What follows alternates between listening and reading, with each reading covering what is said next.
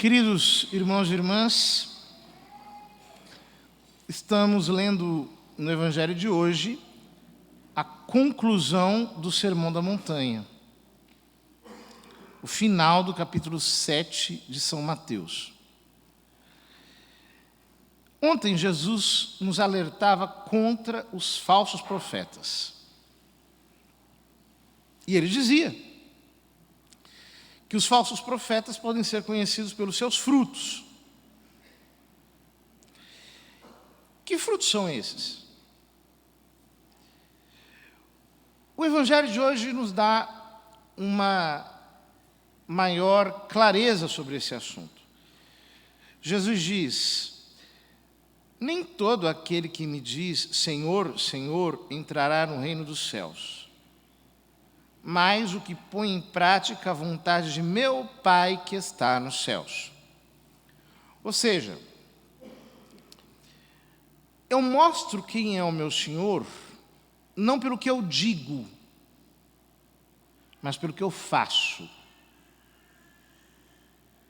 pelo meu modo de agir, pela minha conduta. Eu mostro quem é o meu Senhor mostrando a quem eu sirvo. Eu não mostro o meu Senhor dizendo quem Ele é. São as minhas atitudes que mostram quem é que manda na minha vida. Isso para nós é muito importante, porque nós não fomos resgatados do império das trevas, como diz São Paulo aos Colossenses, para ficarmos soltos. Ele diz: nós fomos transladados, transferidos do reino das trevas para o reino do Filho do seu amor. Portanto, eu preciso entender que o meu Senhor é Cristo, que eu preciso segui-lo, que eu tenho de obedecê-lo, que o critério da minha conduta, das minhas ações, é Ele. É o que Ele quer, o que Ele gosta, o que Ele faz, é o Senhor. Isso é muito importante porque nós somos tentados a olhar para coisas externas. Então Jesus continua dizendo: naquele dia muitos vão me dizer: Senhor, Senhor, não foi em teu nome que profetizamos? Não foi em teu nome que expulsamos demônios? Não foi em teu nome que fizemos muitos milagres? Jesus está falando de profecia, está falando de exorcismo e está falando de milagres. Qualquer pessoa minimamente assim orientada, quando vê milagres acontecendo, corre para lá. Olha, aqui estão expulsando demônios, vai lá. Olha, ali estão dando profecia, vai lá. Por quê? A nossa cabeça pagã nos faz pensar que, uma vez que existe milagre, uma vez que existe exorcismo, uma vez que existe profecia, logo Deus está ali. Aquele é um homem de Deus. E, no entanto, o que Jesus está dizendo aqui é muito grave. Ele diz: então eu lhes direi publicamente, jamais vos conheci. Quer dizer que tem gente que faz milagre, que profetiza e que exorciza, e mesmo assim não é conhecido por Deus. Como é possível isso? Ora, isso é possível por quê? Primeiro que quando Deus faz um milagre, quando Deus cura, é Ele que está fazendo, não é o homem. Não é uma obra humana. Então, nenhuma cura, nenhum milagre, nenhum prodígio pode ser atribuído a criatura alguma. Só Deus é que opera milagres pela finalidade que Ele sabe qual é. Porque Ele quer. E por outro lado, quando Jesus diz, jamais vos conheci, essa palavra pode ser um pouco mal interpretada, porque, em primeiro lugar, Deus conhece todas as coisas. Como é que Deus não conhece alguém? O que Ele quer dizer com isso? O que Ele quer dizer é o seguinte: jamais os conheci, segundo o peso que a palavra conhecer tem nas Escrituras. As Escrituras dizem, Isaac conheceu Rebeca. No sentido de que teve intimidade com ela. Ou seja, jamais vos conheci, jamais tiveste intimidade comigo. Jamais o seu ser se fundiu com o meu. Jamais a tua vontade se fundiu com a minha. Você não tem a minha natureza, você não tem a minha amizade, você não está ligado, vinculado a mim, você não está conectado a mim. Você faz coisas por mim, mas você não é meu. E eu preciso entender um princípio muito simples. Deus jamais poderá ser seu Deus enquanto você não for dele. Deus só será o seu Deus quando você for inteiramente dele. Quando você tiver a sua alma totalmente entregue a ele. Quando o seu ser estiver totalmente derramado no dele. Qual é o nosso problema? É que nós transformamos a graça em lei e assim nós não nos tornamos melhores do que os fariseus. Jesus começa o Sermão da Montanha dizendo que se a nossa justiça não for maior do que a justiça dos fariseus e dos mestres da lei, nós não poderemos entrar no reino dos céus. E aqui ele diz, jamais os conheci, afastai-vos de mim, vós que praticais a iniquidade, a injustiça. Ou seja, o que é produzir fruto? O que é de verdade ser um verdadeiro profeta? O que é ser verdadeiramente um servo do Senhor?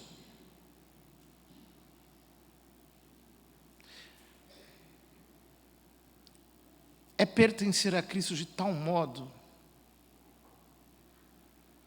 que a sabedoria do Evangelho seja a substância da nossa inteligência. Ou seja, é pensar como Jesus, é querer como Jesus, é decidir como Jesus, é escolher como Jesus. É em tudo ser uma imagem de Jesus. Portanto, todo o Sermão da Montanha está nos falando sobre deixar de lado aquilo que o mundo chama de alegria, de felicidade, abraçarmos a lógica do Evangelho. Bem-aventurados os pobres em espírito, bem-aventurados os aflitos, bem-aventurados os mansos, ou seja, nós adquirirmos os princípios de Cristo, não como algo acrescentado artificialmente sobre nós, mas como algo que se incorpora em nós, que se torna em nós o nosso modo de existir. Ou seja, eu creio realmente que bem-aventurado é quem é pobre em espírito, bem-aventurado é quem não tem nada, não sabe de nada e não quer nada, é totalmente pobre e vazio. Eu creio que este homem é feliz, porque ele pode ser cheio de Deus. Eu creio que feliz não é quem ganha uma briga, é quem é manso, é quem consegue controlar as suas emoções. Eu creio realmente que feliz é aquele que chora os seus pecados, aquele que se arrepende. Eu creio no que diz Jesus na sequência, que não basta não matar o irmão, eu não posso nem ter raiva dele. O meu coração tem que estar pacificado. Eu não posso me inimizar com ninguém. Eu creio que isso é o que é bom. Essa é a minha escolha. Eu creio que não basta eu não adulterar com alguém, eu não quero pensar na imoralidade, eu não quero ver a imoralidade, eu não quero escutar a imoralidade. Eu quero que o meu coração esteja voltado para as coisas espirituais. Realmente, eu creio que não basta eu não jurar em falso. Eu quero que o meu sim seja sim, o meu não seja não. Eu quero dar esmolas e não quero me envaidecer com isso, porque isso não é nada demais. Eu não quero me impressionar com oração alguma. Eu não quero me admirar com nenhum tipo de jejum que eu faça. Eu não quero estar apegado a nenhum bem que esteja do lado de fora. Quando eu assimilo o Sermão da Montanha, e ele se torna para mim o meu modo de pensar sinceramente, o meu modo de querer sinceramente, é então que Jesus é o meu Senhor. Não apenas da boca para fora, mas de todas as minhas condutas. É então que eu conheço quem Ele é. Porque eu vivo como Ele vive. Eu procedo como Ele procedeu. E, de certo modo, é Ele mesmo que está vivo em mim, fazendo com que a sua vida se difunda através da minha. Isso é ser conhecido por Ele. É ter a consciência de que Jesus Cristo não está lá nas nuvens, apenas. Mas de que, pela fé, Ele está na estrutura da minha alma, difundindo a sua presença, o seu modo de pensar, a sua ação. A minha vida é um prolongamento da vida dEle. Eu entendo isso. Então, de fato, Ele é o meu Senhor. É por isso que ele diz na sequência: portanto, quem ouve estas minhas palavras e as põe em prática, é como um homem prudente que construiu sua casa sobre a rocha. Caiu a chuva, vieram as enchentes, os ventos deram contra a casa, mas a casa não caiu porque estava construída sobre a rocha. Não adianta nada eu construir um edifício de devoção, um edifício de uma performance religiosa, se eu não assimilei Cristo como estrutura do meu caráter. Na primeira tribulação, tudo cai por terra. Quantas vezes eu já vi pessoas que tiveram uma conversão superficial, não entenderam nada do Evangelho. Talvez conheceram algumas doutrinas, um pouco de teologia, se interessaram pela elevação das verdades da fé católica, praticaram um pouco de virtude, muitas vezes fingida, porque é fácil aparentar virtude, sem ser virtuoso verdadeiramente. Ou seja, sem assimilar a virtude no próprio modo de ser. É fácil.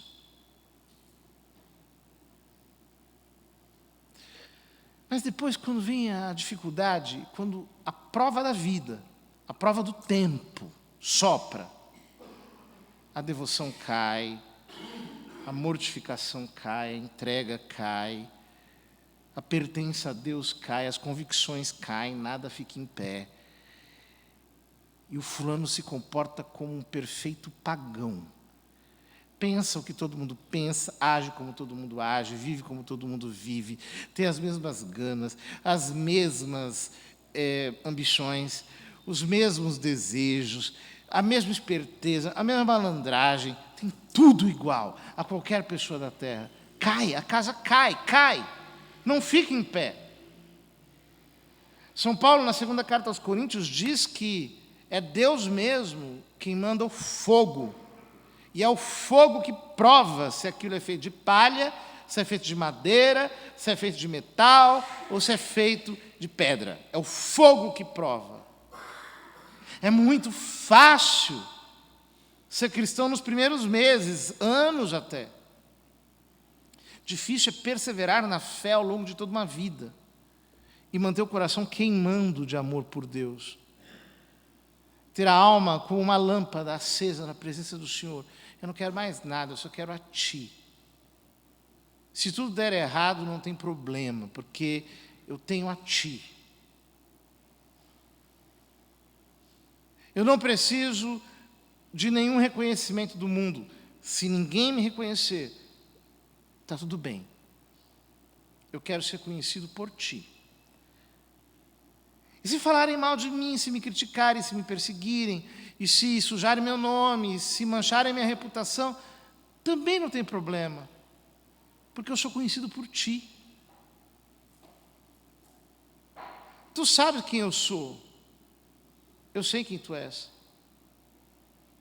O meu alimento é fazer a vontade do Pai. Mais nada.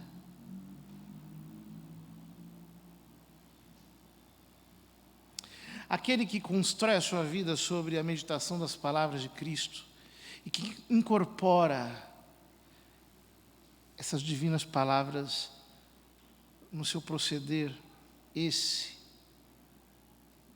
é como Jesus. Quando Jesus acabou de dizer estas palavras, as multidões ficaram admiradas com o seu ensinamento. De fato, ele as ensinava como quem tem autoridade e não como os mestres da lei. Ou seja, a força das palavras de Jesus vem de dentro dele. Vem do fato de que aquilo tudo é verdade dentro do coração dele. Dentro de quem ele é. E por isso ele tem exousia, autoridade, essa força que brota da essência. Deus quer mexer no nosso modo de ser. Não basta mudar por fora, não basta uma mudança de boutique, não basta apenas uma transformação plástica, superficial. Importa nascer de novo, disse Cristo. Importa nascer de novo. Ele quer mexer, é na essência mesmo. E quando as suas palavras entram em nós, elas mexem com a nossa essência. Então o nosso modo de ser, o nosso modo de existir, exala aquilo que vem de dentro, é verdade. Justamente porque brota da verdade de quem eu sou nele. Isso é produzir frutos. Isso é ser um verdadeiro profeta, segundo São Mateus. Isso que é de fato ser um servo de Deus. É claro que a gente peca, só que assim, a gente se arrepende, a gente se humilha, a gente cai por terra, a gente coloca a boca no pó, a gente pede socorro ao Senhor, a gente se joga no chão e Ele vem. Porque o coração soberbo e o olhar arrogante, diz o Senhor, eu não posso suportar, não consigo nem ver, mas eu habito com humilde e quebrantado de coração. Quando eu sou do Senhor, quando eu pertenço a Cristo, isso não é apenas uma questão de palavras. A minha vida carrega a essência de Cristo. E eu o exalo por onde quer que eu passe. Nós temos que ter a coragem de dizer, Deus, eu quero parar de fingir que eu sou cristão. Deus, eu não suporto mais. Ter uma atitude superficial, teatral, externa. Deus, eu quero mudar por dentro. Toca no meu ser, no meu íntimo, no meu coração. Converte-me de verdade. Eu quero ser teu. Eu não quero apenas receber uma coisa tua. Eu não quero fazer coisas para ti. Eu quero ser teu. é na firmeza, na solidez dessa pertença, que se edifica a casa de Deus em nós. Se o Senhor não construir a sua casa, em vão trabalharão seus construtores. Se o Senhor não edificar nossa cidade, em vão vigiarão as sentinelas. É inútil levantar de madrugada ou à noite atrasar o seu repouso, pois a seus amados Deus concede enquanto dormem. Eu quero ser uma construção do Senhor. Eu quero ser uma extensão do Senhor. Eu quero viver no Senhor. Eu quero andar no Senhor. Eu quero me portar com quem vive no Senhor. Eu quero que a minha existência inteira não seja outra coisa senão uma reprodução dEle. Eu quero que o Senhor em mim difunda a sua presença. Queridos irmãos, peçamos isso ao Senhor. Então, verdadeiramente, Ele construirá em nós o edifício da santidade. Apresentemos ao Senhor as nossas ofertas.